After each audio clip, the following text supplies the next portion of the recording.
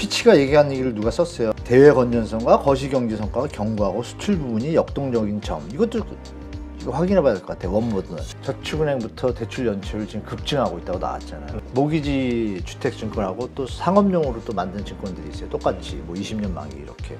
근데 그게 9%밖에 안 돼요. 미국은. 리스크 구조가 80%가 중소형은행에 집중돼 있다.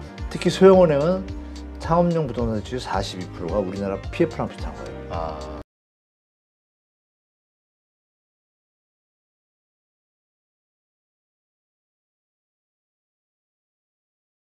요즘 그 미국의 상업용 부동산 네. 위험하다. 이번에 좀 SVB 파산 뭐 이런 상황 벌어지면서 네. 이제는 다음 국채, 미국 국채에 이어서 상업용 부동산이 될 것이다 이러면서 막 불안감이 막 커지고 있는 상황이거든요. 네. 그러다 보니까 우리가 막 미국 얘기를 하면서 문득 이런 생각을 하는 거예요. 우리가 지금 남 일할 때인가? 남 얘기할 때인가? 정확하십니다. 네. 우리도 부동산 PF 문제 뭐 심각하다. 맨날 새마을 금고니 뭐 맞아요. 제2금융권이 흔들린다고 하는데 네. 우리는 도대체 상황이 어떨까? 이게 되게 불안한데 네. 이 피치 세계적인 신용평가사죠. 여기서 좀 네네. 궁금했나 봐요. 우리 추경호 장관에게 질문을 했네요. 네네. 한국에 뭐 부동산 문제 없습니까? 그랬더니 이 부분을 좀 설명 좀 해주시죠. 긍정적으로 대답하셨다고. 긍정적으로 대답할 수밖에 없죠. 장관이니까 거기다 대고 뭐 좀 문제 있다 이럴 수는 없잖아요. 네. 가셔가지고 뭐 PF 관리도 잘 되고 있고 가계 대출 연체율도 안정적이고 이렇게 얘기를 한 거예요, 답변을. 근데 어제 뉴스에 나왔잖아요. 며칠 전에 저축은행부터 대출 연체율 지금 급증하고 있다고 나왔잖아요. 네. 왜 거짓말을 하죠, 장관님이?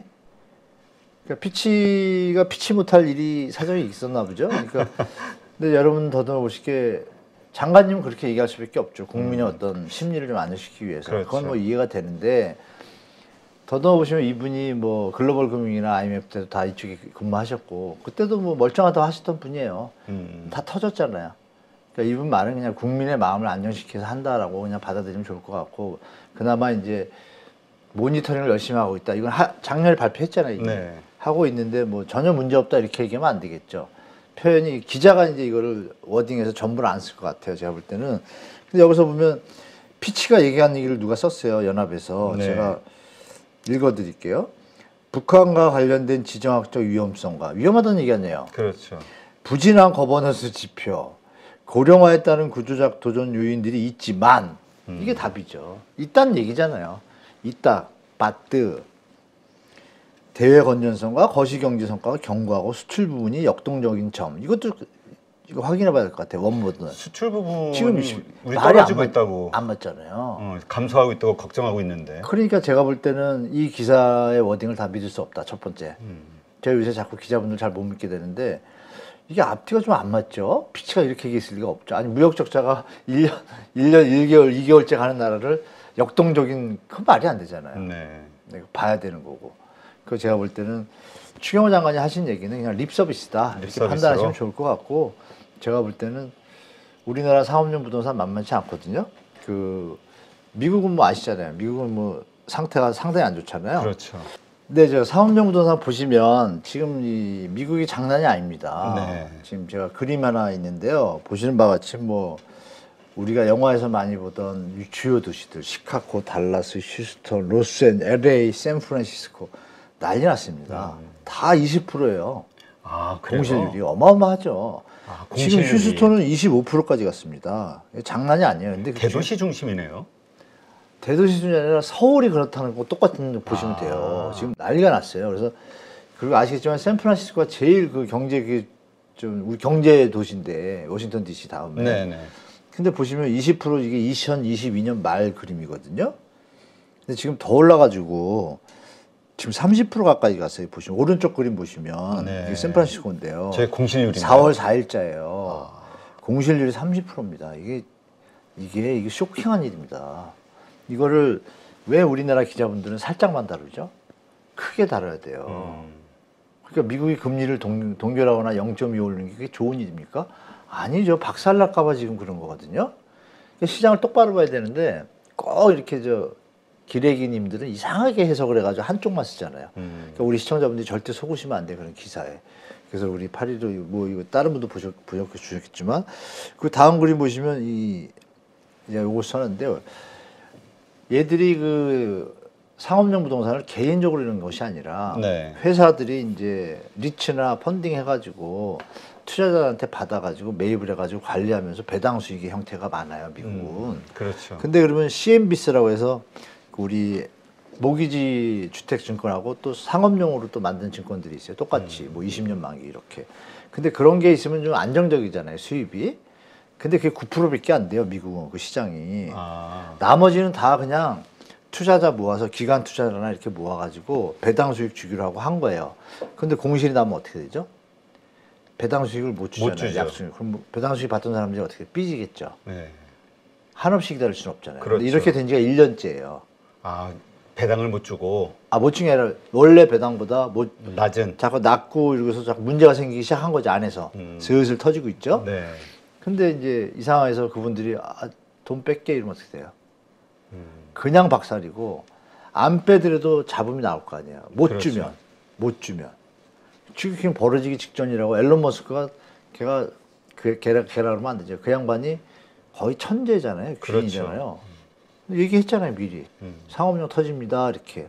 그 얘기를 허투루 들으면 안 되죠. 터지면 어떻게 되죠?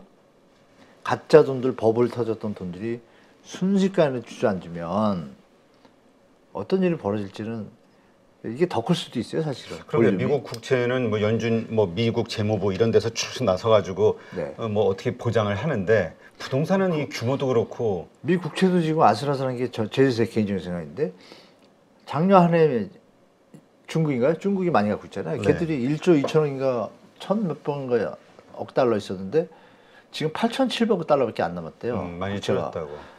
한 2천억을 갖다 턴 거예요, 미국에다. 그러니까 미국이 지금 힘을 못 쓰는 거죠. 그거 무섭잖아요. 근데 일본도 알고 보니까 많이 털었더라고요. 그러니까 미국이 요새 뭐 달러 패권 위기 요새 유튜브 나오잖아요. 그게 시작되고 있는 것 같아요. 게다가 외람된 얘기지만 브릭스가 지금 자기들끼리 통화를 만들자 그러잖아요. 그렇죠. 그럼 달러 수요가 줄면 어떻게 돼요? 미국 좀 불안하죠. 전쟁 단단 썰도 있잖아요. 그거를 바꿀 거는 전쟁밖에 없잖아요. 그렇죠. 그래서 그걸 갑자기 좀 샜는데 여하튼 마크롱이 또 찾아갔잖아요. 4월 5일인가요? 중국을 네, 뜬금없이. 저기 항공기 팔러 저는 그렇게 해석이 안 되고 항공기 팔러 간 게 아니라 그건 액션이고 성명서 낼 때는 우크라이나 전쟁이 평화가 오기를 바란다 뭐 이런 얘기하고 뒤에서는 저기 러시아 좀 가서 좀 설득해줘야 하고 부탁한 것 같아요. 알랑방구. 왜냐하면 지금 에너지가 지금 장난이 아니거든요. 알고 보니까 일본 애들은 저 러시아에서 수입을 한대 원유를. 아셨어요? 지금 러시아 전쟁 국가를 해가지고 G7이 못하기로 했잖아요. 아, 일본이 근데 일본이 제가 그걸 이스라엘 방송을 보고 알았거든요. 이스라엘 방송하시는 분이 계세요. 통해가지고 봤는데 네. 이야 대단하다 이 양반들. 그래서 깊이 들어가서 봤어요. 한 4시간을 두드려 보니까 와 국세 정세가 다시 보이는 거예요. 그 얘기를 잠깐 드리면 그 일본이 어떻게 러시아 원유를 수입할 수 없잖아요. 미국이 있고 다 그렇죠. 그런데 우리 비싸게 사지 알고 말자 보니까요, 해놨으니까. 지들끼리 동맹끼리. 모여서 G7 지들끼리 모여서 이미 사인한 거 내용을 말씀드리면 비우호 국가 러시아에 대해서 비우호 이게 말 잘 들으셔야 돼요. 러시아에 대해서 비우호 국가라고 판명된 우리 G7은 조금씩 들여와도 좋다. 왜 이게 러시아 원유가 더 싸거든요. 60달러인데 지금 지냈거나 두바이유는 70달러거든요. 그렇죠. 그럼 60달러짜리 사야죠. 근데 다 사면은 벌써 모양 안 나잖아요. 지금 뭐 전쟁 아니면 완전히 판 깨지니까 일부를 수입해요. 다 그러고 있는 거. 근데 이제 마크롱이 갔잖아요. 왜 갔죠? 더 수입하고 싶겠죠. 근데 러시아가 저 기억나시나요? 옛날에 큰 탁자 해가지고 왜 멀리 떨어져가지고 그렇죠. 멀리 떨어져서. 완전 완전 찬밥 대우 받았잖아요. 그러니까 이제 얘기 붙이기가 힘드니까 중국이 요즘 친하잖아요, 러시아랑. 그러니까 중국한테 가서 알랑방구 끼는 것 같아요, 제가 볼 때 해석할 때. 그럼 중국이 프랑스 조금 거기 EU 상임위원장도 따라왔어요 또. 네. 거기 사열할 때 보니까 시진핑은 계속 이러고 다니고 마크롱하고 EU 상임위원장 그 글로리스인가 그 여자분은 계속 웃는 거예요. 분위기가 묘하잖아요. 이거 왜 이러지? 러시아가 지금 나름 좀 이해되실 거고. 그래서 국제 정세가 막 변하고 있는데 브라질이 중국하고 무역 거래를 다 위안화로 하기를 사인했잖아요. 브라질하고. 그럼 그렇죠. 달러 수요가 줄잖아요. 근데 이 분위기가 이상하잖아요. 인도도 미국 퉁 쳤죠? 제가 액션이 나오네. 사우디도 퉁 쳤죠? 좀 이상하잖아요. 미국이 좀 불안할 거예요, 사실. 그래서 네. 그런 것도 보시면서 약간 상업용이 그러면 어떻게 되겠어요? 국제 정세가 불안하면 상업용이 살아날까요? 그렇죠. 오히려 더 부담되죠. 어려워지겠죠. 그러니까 그런 것도 우리가 보셔야 되고 마지막으로 미국 상업용은 결정적인 게 뭐냐면 이 대출을 한 은행들이 우리나라 새마을 것처럼 중소형인 거예요. 80%가 이게 데이터에 나온 건데요. 아, 대형보다는 제가 소형이 다 읽어보고 정리해 보니까 이렇게 나오더라고요. 음. 리스크 구조가 80%가 중소형은행에 집중돼 있다. 난리 났어요 지금 속으로. 특히 소형은행은 상업용 부동산 대출 42%가 우리나라 PF랑 비슷한 거예요. 아, 배팅해서 수익 나눠먹기. 왜 수익률이 떨어지니까. 그렇죠. 그러니까 여기도 뭐 터지겠죠? 우리나라를 이제 거기서 체크해 보니까 제가 비아파트 부분에 지금 보면 저축은행은 84%, 증권사 70%. 이거 무서운 얘기입니다. 아, 이게 국내 상황이군요. 네, 이것도 제가 조사 쫙 해가지고 그냥 쫙 깔끔하게 해놓은 거죠. 여신 전문 회사도 66.5%. 이거 불안하잖아요, 살짝. 그렇죠. 그죠? 지금 이 얘기도 이렇게 물리창고 있잖아요. 2년 전까지 빅히트 쳤어요. 그래가지고 제 아는 부동산 사장님부터 박사님도 다 그 사업한다고 그랬어요. 지금 텅텅 비어서 난리 났습니다. 경제가 안 좋아졌잖아요. 네. 수요를 이렇게 예측을 했는데 지금 반도체도 재고가 쌓이고 뭐 안 팔리고 이러는데 창고 늘릴 일이 뭐가 있어요. 그렇죠. 팔기 바쁜데. 근데 창고 짓다가 말고 스톱한 것도 지금 많고 난리 났어요. 그 돈 회수해야 되는데 회수가 됩니까? 안 되죠. 그래서 물류창고 물건이 지금 많이 나오고 있어요.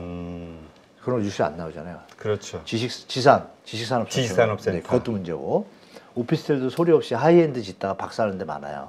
하이엔드 아시죠? 땅 비싸게 사가지고 풀로 져가지고 비싸게 하는 거. 그거 완전히 PF한 지금 어느 증권사든 어느 보험사든 지금 속타겠죠? 그렇죠. 그러니까 우리가 방심하거나 뭐 아까처럼 금리 인하가 돼서 시장이 좋아진다? 이런 얘기는 너무 성급한 판단이죠. 왜 여러 가지 요인들이 너무 산재예요. 조그만 지뢰들이 너무 많잖아요. 그러니까 이것들이 다 지나고 파도가 지나고 나서 시장을 보시는 게 그게 더 합리적인 자산관리 전략이 아닐까 좀 그렇게 정리해드리겠습니다. 네.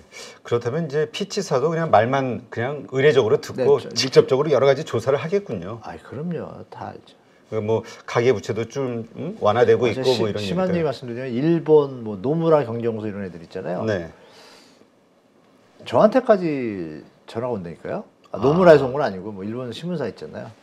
한국 상태를 국가에서 제공하는 정보와 이런 것들만 보는데 제가 이제 조금 이제 팩트를 막 하니까 전화 와서 인터뷰하자 뭐 이런 분위기 그럼 뒤로 다 알아본다는 얘기잖아요. 쉽게 그렇죠. 말하면 저 같은 사람도 연락이 올 정도면 진짜 상황이 어떤지 어떤 루트로든 알아보고 있겠죠. 그럼 뭐 증권사를 통하든 그럼 거기서 나름 또 준비를 하고 있겠죠. 그래서 우리가 볼 거는 외화 유출이 되나 안 되나 보면 결론이 나온 거죠. 유출이 되면 벌써 판단 끝난 거고 그때 우리도 보수적으로 판단해야겠죠. 리스크에 대비해야겠죠. 그렇죠. 네. 그거를 잘 보셔야 될 것 같아요. 하긴 이제 저렇게 알아본다라는 건 우리 신용등급에 대해서 이상이 있으면 이제 조정을 하게 될 거니까. 네. 그럼 또 유출은 확 일어날 거고 외국인은. 좀 위험하죠, 사실. 지금 근데 아까 그 상업용 말씀을 하셨는데 공실률이 좀 30%까지 늘어났다. 네네. 샌프란시스코. 네, 샌프란시스코 같은 경우. 우리도 15%까지 왔습니다. 아, 서울. 우리도 장난 아닙니다. 근데 작년 말만 해도 좋았거든요. 네. 쫙 채워지다가 경제가 살아날 줄 알고 막 오픈을 했는데 안 살아나니까 어떻게 돼요? 다시 백! 또 비기 시작했어요. 하긴 이제 코로나가 이제 끝났다. 네, 그럼 이제 끝나서. 다시 시작하겠지 시작해보려고 생각했던 분들이 많았어요. 꿈을 안고 막 오픈을 했는데 한 6개월, 1년 해보니까 이거 좀 아니거든, 분위기가요? 철수. 적정 공실률이 몇 프로입니까? 정상적이라면? 최고 공실률은 3에서 한 7% 봐요. 아, 3에서 7. 회전율이 있기 때문에 들어가고 나가고. 그러니까 뭐 7% 넘으면 벌써 좀 이상한 거고 10% 넘어가면 완전 이상한 거고 그래요. 근데 지금 좀 비어있는 데들 많습니다. 슬슬 서울도.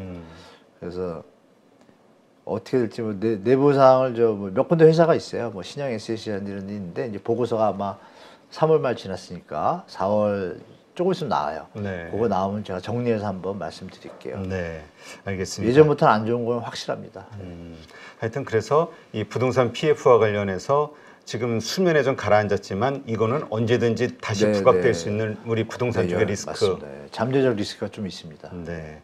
근데 이 부동산 양극화 현상은 뭘 얘기하는 건가요? 지금 그런 현상이 벌어지고 있다고 하는데. 분양 시장 현장의 양극화 얘기하는 거 아닌가요? 분양 시장이 이제 완패, 완판 이 두 개 양극화 그 얘기하는 것 같은데요. 그리고 또 이런 얘기도 있겠죠. 물론 대다수의 거래는 아니지만 요즘 한남 더일이라든지 압구정이라든지 갑자기 요새 막 원희룡 장관이 얘기했잖아요. 이거 이상한 거래다. 8억씩 뛰고 순간적으로 좀 오버하는 금액이 나오니까 이거 좀 가짜 거래 같다 해가지고 조사 들어간다 그랬잖아요. 네, 그랬죠. 뭐 그걸 보고 이제 양극화라는 기사를 썼죠. 기자들이 또 기레기성 기자죠. 제가 볼 때 그 기사 자체가 떨어지는 거에 대해서 같이 써줘야 되는데 하나만 쓰면 오해하잖아요. 다 올라가는 줄 알고 그거에 대해서 이제 원희룡 장관이 조사 들어가겠다고 말씀을 하셨고 그런 분위기를 볼 때 그런 양극화하고 이제 시장에서 분양가가 시장에서 수요자들이 원하지 않는 가격이면 완패거든요, 거의. 특히 지방은 더 심각할 것 같아요. 수도권은 기본적인 수요가 이제 투자 수요까지 겹치잖아요. 네. 지방은 투자 수요보다는 실수요자가 더 위주고, 그러니까 지방은 실수요자가 감당이 어려운 분양가면 그냥 참패할 수도 있겠죠. 네. 그런 부분에 대해서 시장의 양극화가 벌어진다, 뭐 이런 표현인 것 같습니다. 네, 알겠습니다. 지금 나오는 뉴스들이 그 김주영 금융위원장이죠. 그 나오는 네. 신문기사들 보니까 금융시장 혼란을 유발하는 악성 루머 엄중 대처하겠다. 뭐 이런 뉴스들이 나오는 거 보니까. 본인이 너나 잘해 아닌가요? 너나 잘하세요 아닌가요? 그래서 이게 우리가 뭐 우리가 루머를 얘기하는 건 아니니까 네. 일어나고 있는 현상, 팩트, 데이터를 가지고 언급하는데 이러한 것들을 우리가 이렇게 언급하는 거는 또 그만큼 이러한 우리가 정부라든가 당국자들이 예상하지 못했던 혹은 시장이 불안해하는 요소들을 이런 식으로 알아내서 미리 사전 조치도 취할 수 있는 그런 그렇죠. 긍정적인 효과도 있는 거잖아요. 당연하잖아요. 네. 더 말씀드린 건 금융위원회에서 이미 내용 다 알고 있습니다. 일단 뛰어난 유튜버분들이 이렇게 팩트를 찾아가지고 얘기하는 거 있잖아요. 그거 이미 다 정리되어 있어요. 이것도 립서비스입니다. 이렇게 판단해서 너무 뭐 과잉 해석할 필요 없고 과도하게 옛날에 미네르바 사건 있었잖아요. 네. 뭐 그런 것처럼 과도하게 뭐 국가에 위기가 올 거다라고 얘기하는 거 갖다가 또 검찰 뭐 그걸로 해서 뭐 또 압박을 주려고 그러는데 지금 시대가 어떤 시대인데 그 얘기를 한 이유는 이제 자제해 달라는 얘기 같은데 기자분들이 뭐 일부 기레기도 있지만 좋은 기자분들도 많잖아요. 그렇죠. 그분들은 이제 경계 차원에서 대비를 하면 좋잖아요. 그 차원에서 팩트를 나열했는데 그걸 가지고 또 입 막으려고 그런 표현을 하면 그건 경제 수장을 할 얘기는 아니죠. 저 같으면 아 그런 거에 대해서 확인을 좀 해보겠다. 우리가 좀 더 철저히 대처할 테니까 중요한 것은 좀 과대 해석하면 그건 좀 국민들한테 불안감이 되니 그건 좀 자제해줬으면 좋겠다. 이게 좀 품위 있게 하는 얘기잖아요. 어디다 대고 저 기자분들하고 그 국민들한테 협박을 합니까? 그건 잘못된 얘기죠. 근데 이제 이런 현상도 있나 봐요. 그 네. 개별 어떤 뭐 저축은행이라든가 이런 거 관련해서 그 뭐 엄청난 뭐 구멍이 났다, 부실이 일어났다 해가지고 그런 찌라시가 돌아다니나 봐요. 해당. 그 찌라시는 신빙성이 있는 게 80% 이상이잖아요. 아, 그래요? 제가 찌라시를 저는 안 보거든요. 네. 찌라시를 보는 친구들이 많더라고요. 사장들이. 그걸 왜 보냐 그랬더니 야 문제가 맞는 게 80% 90%야. 그래요. 네. 아 그래? 그럼 알았어. 그러면 요점만 가끔가다 보내줘봐. 보내요 지들이 텍스트로. 근데 희한한 건 제가 보니까 그것만 보내서 그런지 모르지만 진짜 시간이 지나면 맞는 거예요. 그거 무시할 수는 없잖아요. 그렇죠. 그 찌라시를 그 몇백만 원 막 몇십만 원 주고 왜 보겠어요 사람들이. 맞으니까. 틀리면 보라 그래도 안 보죠? 그런 것도 우리가 하나의 어떤 의견으로 받아들여야지. 그것도 여러 가지 숨어있는 실력자들이 익명을 요구해서 자료를 던질 수도 있잖아요. 그렇죠. 체크해서 그런 게 있으면 바로바로 네. 아니면 아닌 이유 밝혀주면. 물론 위원장님 말씀대로 허위도 있을 수는 있겠죠. 그걸 껴가지고 뭐 어느 회사를 공격한다든지 이럴 때. 근데 그게 전부일 수는 없잖아요. 그렇다면 벌써 찌라시라는 그 매체는 사라졌겠죠. 살아있는 이게 걱정하는 게 그런 것 같아요. 이런 이제 여러 가지 그렇지 않아도 이 부동산 PF에 대한 부실 우려 이게 커지고 있는 상황에서 네. 어떤 은행들에 대해서 이런 어떤 소문이 돌았을 때 뭐 저축은행이 됐든 요번에 SVB에서 나왔잖아요. 단 이틀 만에 뱅크런 사태 벌어진 네, 거예요. 네. 돈이 싹 빠져나가는 순간적으로 그런 어떤 부작용을 걱정해서 이렇게 좀 단돌이 하는 느낌이 드네요. 신문 기사를 보니까. 그건 뭐 일리가 있죠. 네. 그런 거는 좀 일리가 있죠. 네, 하여튼 그 입장은 좀 이해됩니다. 네, 그러니까 하여튼 이 지금 우리가 처한 이 상황이 하여튼 되게 혼란스러운 카오스 같은 것 같아요. 아직까지는. 네, 파도가 치고 있습니다. 네, 이런 상황에서 섣부르게 부동산, 좀 큰 자산을 맞아요. 섣부르게 사거나 뭐 이러기는 좀 부담스럽다. 일확천금을 노리고 투자할 타임은 전혀 네, 아니다. 지금은 네. 그렇죠. 그러니까 투기적 공격 투자. 공격적 투자는 절대 이건 지금 하면 아니다. 안 되죠. 일단 보류했다가 안정적일 때. 옛날 뭐 투자자 어른들이나 워렌 버핏이나 다 그런 얘기 똑같지 않나요? 일맥상통하지 그렇죠. 않나요? 그러니까 우리 시청자분들도 너무 욕심낼 것도 없고 시장 상황 보고하면서 815에서 좋은 정보 많이 주니까 체크하시면서 적정한 때를 미리 예측하셨다가 적정하게 투자를 하시면 큰 무리가 없잖아요. 리스크가 오더라도 버틸 수 있고 네. 시간이 지나면 아마 경제는 다시 제자리 가니까 시간의 싸움이잖아요. 근데 그 시간에서 안 좋은 때 굳이 공격할 필요는 없고 좋을 때 공격하는 게 좋겠죠. 그래서 그런 관리를 좀 잘 조절했으면 좋겠습니다. 네, 알겠습니다. 네, 이제까지 한문도 교수님과 함께했습니다. 좋은 인사이트 고맙습니다. 네, 감사합니다.